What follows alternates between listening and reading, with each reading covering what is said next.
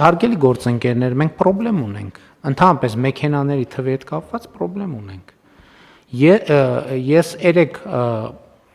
անձամբ ականատես եղա, թե ասենք 6:20-ի ժամանակահատվածում Երևանի կենտրոնում ինչ է կատարվում։ Ես հեծանիվով այստեղից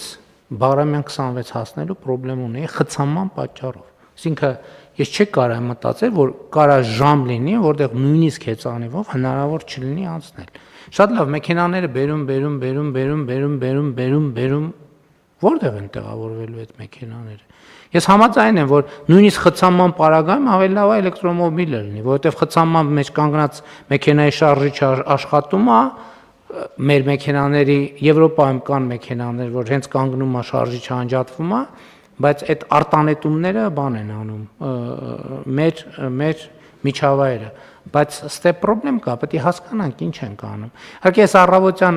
հանձնարարել եմ, որպեսզի ներքին գործերի նախարարությունը, տարածքային կառավարման եւ ենթակառուցվածքների նախարարությունը, Երևանի քաղաքապետարանը ոչ թե աշխատանքային, ես հանձնարարել եմ, որ ճգնաժամային խումբ ստեղծեն, որովհետեւ ես հասկանում եմ, որ օրվա բոլոր ժամերին չի որ այդպես է, բայց այդ մեծ խնդրեմ է։ Երկրորդը մենք պետք է այլ ընտրանքային տրանսպորտներից իհարկե հանրային տրանսպորտի զարգացման մասին խոսել ենք, կառավարությունն էլ մենք միջոցներ հատկացրեցինք նաև այդ նպատակադրումով, որպեսզի տրոլեյբուսներ ձեռք բերեն Երևանի քաղաքապետարանը, բայց մենք պետք է հասկանանք, որ սենց մենք սխալ տեղ ենք գնում, վստահաբար սխալ տեղ ենք գնում, որովհետև ինչի էլեկտրական հեծանիվների մասին բան արեցի, հարցրեցի, որովհետև շատ ասում են Երևանում հեծանիվով տեղաշարժվելը բարդ է եւ այլն, նախ ես ասեմ ինքս հատուկ այդ նկատառումով նաեւ որ այցա լինում, առիթա լինում, այդ քաղաքներում հեծանիվ եմ քշում, տենց քաղաք չկա, որտեղ 100%-ով հարթ է։ Շատ տեղերում կան բարձունքներ, վերելքներ, վայրեջքներ եւ այլ, հարցը դա չի, բայց նախ սովորական հեծանիվով էլ է կարելի գնալ նոր Նորքի զանգված, համեն դեպս ես անձամբ Երևանի բոլոր բարձրադիր թաղամասերով անցել եմ հեծանիվով, բայց երկրորդը այդ կան հեծանիվներ, որոնք էլեկտրական շարժիչով են, այսինքն առանց ջանքի,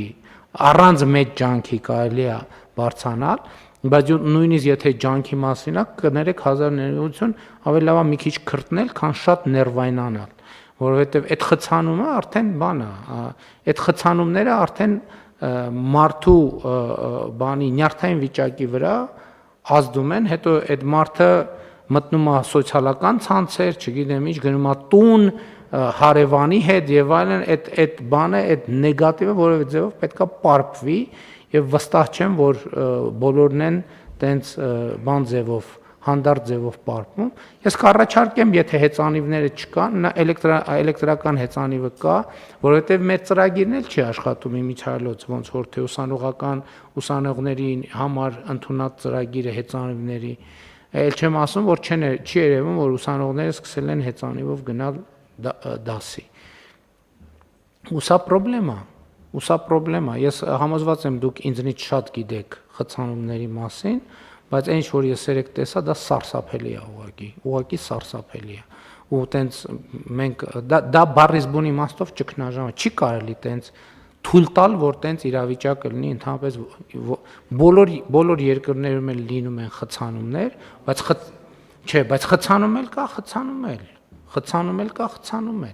դա խցանում չի, դա քաոս է, չի հասկացվում ինչ է կատարվում, ասենք ոնց որ մի սուբստանցիա լցնես տենց փողոցները ու տենց ողողվի փողոցները այդ բանով, այդ սուբստանցիայով, այսինքն ոչ կարգ կա, ոչ շարք կա, էդ էլ ուրիշ խնդիր է, որովհետև ուրիշ տեղերում նաև այդ խցանումները գոնե դասավորված են, իրանց արանքներով կարա մոտոցիկլը անցնի, մոպեդը անցնի, հեծանիվը անցնի, հնարավոր չի անցնել, ոչ մի բանով, նույնիսկ ոտով հնարավոր չի անցնել, որտեվ անդադ պետք է կամ ես մեքենային կպնես, կամ եմ մեքենային կպնես, եւ սա շատ լուրջ խնդիր է։ Այնպես որ ես կողմ եմ էլեկտրոմոբիլն, որտեվ ավելի լավ է խցանում էլեկտրոմոբիլով, քան խցանում ներքին այրման շարժիչով մեքենայով, բայց ընդհանուր խնդիրը շատ լուրջ է։